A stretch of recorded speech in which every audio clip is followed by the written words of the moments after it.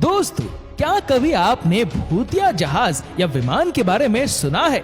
अगर नहीं तो फिर शायद आप ईस्टर्न एयरलाइंस की फ्लाइट 401 के बारे में नहीं जानते होंगे।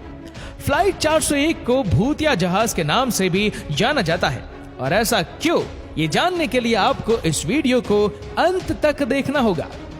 29 दिसंबर 1972 में ईस्टर्न एयरलाइंस की फ्लाइट 401 163 यात्रियों और 13 क्रू मेंबर के साथ रात 9:20 पर न्यूयॉर्क के जॉन कैनेडी इंटरनेशनल एयरपोर्ट से फ्लोरिडा के मायामी इंटरनेशनल एयरपोर्ट के लिए उड़ान भरती है।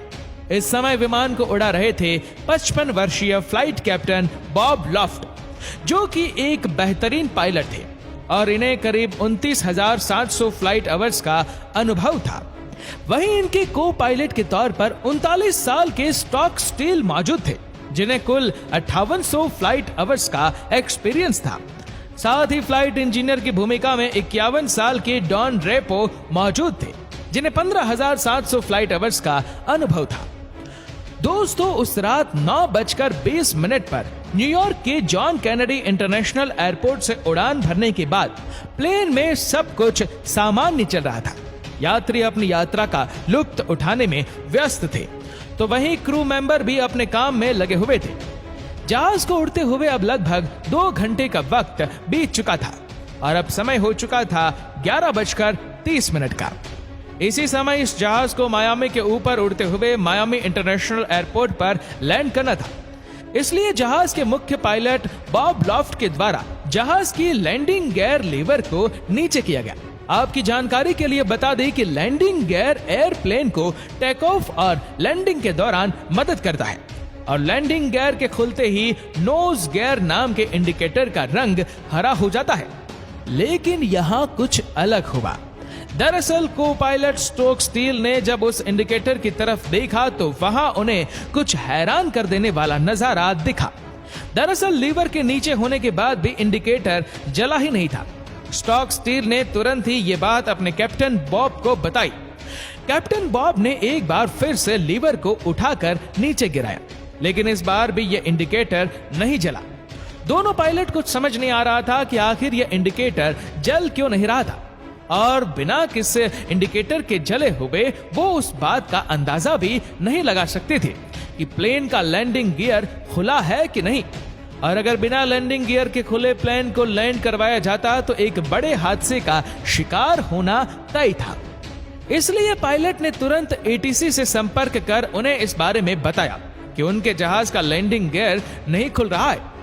इसके बाद एटीसी ने पायलट को निर्देश दिया कि वह तुरंत अपने जहाज को 2000 फीट की ऊंचाई पर ले जाए। इसके बाद कैप्टन बॉब जहाज को 2000 फीट की ऊंचाई पर लेकर गए, जहां पश्चिमी दिशा में बने दलों के ऊपर यह जहाज मंडराता रहा। इसके बाद कैप्टन बॉब ने को पायलट कैप्टन स्टॉक स्टील से कहा कि अब विमान को ऑटो पायलट मोड में डालकर छोड़ दो। ऑटो पायलट मोड पर डालने की 80 सेकंड बाद तक ये जहाज करीब 2000 फीट की ऊंचाई पर ही उड़ता रहा। इसके बाद flight engineer Don Repo cabin में आए तो कैप्टन बॉब ने उन्हें इस इंडिकेटर में आई खराबी को चेक करने के लिए कहा। फ्लाइट इंजीनियर रेपो ने इस पूरे इंडिकेटर सिस्टम को खोल दिया और उसे बारीकी से चेक करने के लिए कहा, लेकिन सब चेक करने के बावजूद भी यह इंडिकेटर नहीं जला। इसके बाद उन्होंने उस बटन को दबाया जिससे प्लेन की सारी वार्निंग लाइट्स एक बार में ही जल जाती है, जिससे यह पता चलता है कि जहाज के सभी सिस्टम सही से काम कर रही है या नहीं।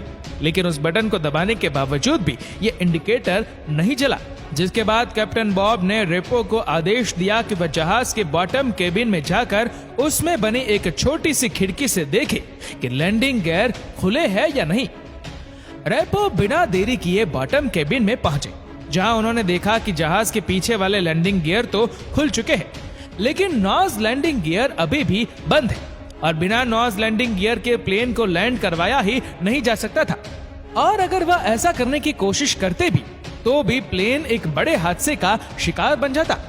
इन सब के बीच अब लगभग 2 मिनट का समय बीत चुका था और जहाज अपने आप ही 100 फीट नीचे आ गया था। लेकिन इस बात पर ना ही पायलट का ध्यान गया और ना ही कोई क्रू मेंबर इस बात को महसूस कर पाया कि जहाज धीरे धीरे नीचे की ओर जा रहा है अगले 70 सेकंड्स में यह प्लेन 250 फीट और नीचे आ जाता है।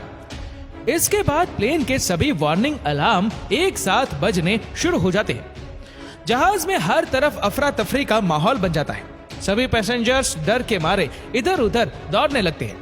क्रू मेंबर सभी यात्रियों को शांत करने में लगे रहते हैं। अगले 50 सेकंड में यह जहाज अपनी निर्धारित ऊंचाई 2000 फीट के बजाय 1000 फीट पर ही आ जाता है।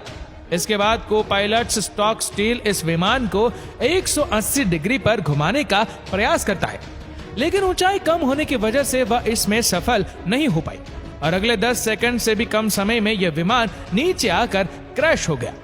मौत का यह मंजर कितना भयानक होगा, इसका अंदाजा आप इस बात से भी लगा सकते हैं कि जब यह प्लेन जमीन से टकराया था तो इसकी स्पीड 365 किलोमीटर प्रति घंटा थी। विमान का मलबा एयरपोर्ट से करीब 30 किलोमीटर दूर जाकर मिला। इस हादसे में 101 लोगों की मौत हो गई, जबकि लकी ही 75 लोगों की जान बचा ली गई, जिसमें से 67 पैसेंजर्स थे और 8 क्रू मेंबर। इसके बाद इस घटना की जांच बैठाई गई और प्लेन के मलबे से मिले सही पार्ट्स को दूसरे प्लेन के खराब हुए पार्ट्स की जगह यूज में ले लिया गया। लेकिन दोस्तों, आप ये सोच रहे होंगे कि ये क्रैश तो किसी भी नॉर्मल प्लेन क्रैश की तरह ही था, तो फिर यह जहाज भूतिया कैसे हुआ? तो इस बात को समझाने के लिए अब हम आपको एक और ईस्टर्न एयरलाइन ट्राई स्टार 318 की ओर ले चलते हैं। 180 यात्रियों से भरा हुआ यह विमान न्यूयॉर्क से फ्लोरिडा के लिए उड़ान भरता है। उड़ान भरने के कुछ देर बाद ही इस विमान की एयर होस्टेस फे मैरीवेदर अपनी सीट से उठती है और फूड स्टोर की तरफ जाती है। फूड स्टोर में जाकर जैसे ही मैरी ने खाना गर्म करने वाले ओवन की तरफ अपना हाथ बढ़ाया तो सामने का दृश्य देखकर उनकी सांसें थम गई। मैरी चीखना तो चाहती थी, लेकिन उनकी चीखें गले से बाहर ही नहीं निकल रही थी। अब आप भी सोच रहे होंगे कि आखिर मैरी ने ऐसा क्या देख लिया कि वो इतना ज्यादा डर गई। दरअसल ओवन के पीछे लगे शीशे में एक चेहरा दिखाई दे रहा था जो बेहद ही ज्यादा डरावना था। साथ ही उस डरावने चेहरे की आंखें भी हिल रही थी। मैरी उस चेहरे से कुछ कहना चाहती थी, लेकिन उसकी आवाज निकल ही नहीं रही थी। अंत में डर के मारे मैरी ने अपनी आंखें ही बंद कर ली। फिर कुछ देर बाद जब उसने आंखें खोली तो सब कुछ सामान्य था। वह चेहरा भी अब वहां से गायब हो चुका था। मैरी ने सोचा कि शायद ये सब उसका वहम हो, और ये सोचते सोचते जैसे ही एक बार फिर से उसने अपना हाथ उस ओवन की तरफ बढ़ाया तो वैसे ही वह चेहरा एक बार फिर से उसके सामने आ गया, और इस बार उसकी आंखों के बजाय उसके होंठ हिल रहे थे। ऐसा लग रहा था जैसे ये चेहरा मैरी को कुछ बताना चाहता हो। मैरी को भी कुछ देर के लिए लगा कि मानो वो किसी और ही दुनिया में आ गई हो, लेकिन अपने आप को संभालते हुए वह सीधा विमान के फ्लाइट इंजीनियर के पास पहुंची और उसे यह सारी घटना बताई। एक बार के लिए तो फ्लाइट इंजीनियर को भी मैरी की इस बात पर विश्वास ही नहीं हुआ, लेकिन जैसे ही वह मैरी के साथ फूड स्टोर में पहुंचा तो उसके होश ही उड़ गए, क्योंकि वह चेहरा असलियत में ही शीशे में दिखाई दे रहा था, और अब की बार तो यह चेहरा बोल भी रहा था। फ्लाइट इंजीनियर और मैरी दोनों को ही वह चेहरा बोलकर चेतावनी दे रहा था कि सावधान रहो, इस जहाज में कुछ ही देर में आग लगने वाली है। इतना कहते ही वह चेहरा एक बार फिर से वहां से गायब हो गया। मैरी को अभी तक ये समझ में नहीं आ रहा था कि आखिर यह चेहरा किसका है, लेकिन फ्लाइट इंजीनियर ने इस चेहरे को तुरंत पहचान लिया था। दरअसल ये चेहरा फ्लाइट 401 के क्रैश में मारे गए फ्लाइट इंजीनियर डॉन ड्रेपो का था। जी हाँ, सही सुना आपने। उन्हें चेतावनी देने वाला कोई और नहीं बल्कि डॉन ड्रेपो का भूत ही था। इसके तुरंत बाद फ्लाइट इंजीनियर और मैरी ने सभी क्रू मेंबर और पायलट को ये बात बताई, लेकिन किसी ने भी उनकी बात पर विश्वास नहीं किया। लेकिन इसके बाद फ्लाइट जैसे ही आगे बढ़ी तो मैक्सिको के पास पायलट को जहाज के इंजन में कुछ गड़बड़ी महसूस हुई। इंजन के ठीक से काम न करने के कारण विमान को वापस न्यूयॉर्क की तरफ मोड़ दिया गया। न्यूयॉर्क पहुंचकर इस जहाज ने सफल लैंडिंग भी कर ली। जहाज को रिपेयर करने के बाद जांच के लिए एक बार फिर से उड़ाया गया, लेकिन विमान ने जैसे ही उड़ान भरी तो उसके लेफ्ट साइड का इंजन हवा में ही बम की तरह फट गया, जिसे देखकर सभी की सांसें अटक गई। ये हादसा देखकर फ्लाइट इंजीनियर और मैरी को बार बार डॉन रेपो के उस शब्द याद आ रहे थे। इस हादसे को देखकर सभी बार बार यही सोच रहे थे कि अगर वह जहाज में बैठे होते तो अभी तक वह शायद ही जिंदा बच पाते। इस तरह के अजीब विमान हादसे के कारण ही इस घटना को दी घोस्ट फ्लाइट ऑफ फ्लाइट 401 नाम दिया गया था। और इतना ही नहीं, सन 1978 में इस घटना पर दी घोस्ट ऑफ फ्लाइट 401 नाम से एक मूवी भी बन चुकी है। साथ ही आपको एक डरावनी बात और भी बता देते हैं कि जो ओवन फ्लाइट 318 में लगा हुआ था उसे फ्लाइट 401 के मलबे से निकाल कर ही लगाया गया था। तो शायद अब आपको इन दोनों जहाज के बीच का लिंक समझ आ गया होगा। हालांकि ये पहली बार नहीं था जब यह भूतिया घटना घटी हो। फ्लाइट 401 के क्रैश होने के बाद कई बार ऐसी घटनाएं देखने को मिली थी और सबसे ज्यादा चौंका देने वाली घटना ईस्टर्न एयरलाइन के वाइस प्रेसिडेंट के साथ घटी। दरअसल ये बात 1973 की है, जब ईस्टर्न एयरलाइंस के वाइस प्रेसिडेंट फ्लाइट 318 से यात्रा कर रहे थे। उनके बगल वाली सीट पर पायलट की ड्रेस पहने फ्लाइट का कैप्टन बैठा था। दोनों के बीच अच्छी खासी वार्तालाप चल रही थी, लेकिन तभी अचानक वाइस प्रेसिडेंट को महसूस हुआ कि अगर जहाज का कैप्टन ही उनके साथ बैठा है तो फिर जहाज उड़ा कौन रहा है। ये सोचते ही वाइस प्रेसिडेंट तुरंत उठे और पायलट के केबिन की तरफ दौड़े, लेकिन भागने से पहले उन्होंने एक बार गौर से अपने साथ बैठे कैप्टन के चेहरे को भी देखा और जैसे ही उनकी नजर इस चेहरे पर पड़ी तो उनकी हालत खराब हो गई, क्योंकि वह इस चेहरे को अच्छी तरह से जानते थे। दरअसल ये चेहरा फ्लाइट 401 के कैप्टन बॉब लॉफ्ट का था, जिन्हें मरे हुए अब 1 साल का वक्त हो चुका था और वही बॉब लॉफ्ट का भूत बनकर उनके बगल में बैठे हुए थे। खैर, इसके बाद वाइस प्रेसिडेंट तुरंत उठकर पायलट के केबिन में पहुंचे और सारी घटना उन पायलट्स को बताई। जब पायलट बॉब लॉफ्ट के भूत को वहां देखने पहुंचे तो वहां से वह गायब हो चुके थे। ऐसी ही एक घटना ट्राई स्टार 318 में एक बार और घटी, जब इस जहाज के फ्लाइट इंजीनियर विमान के रूटीन टेस्ट के लिए जहाज के केबिन में घुसे, लेकिन केबिन में घुसने के साथ ही उनकी सांसें अटक गई।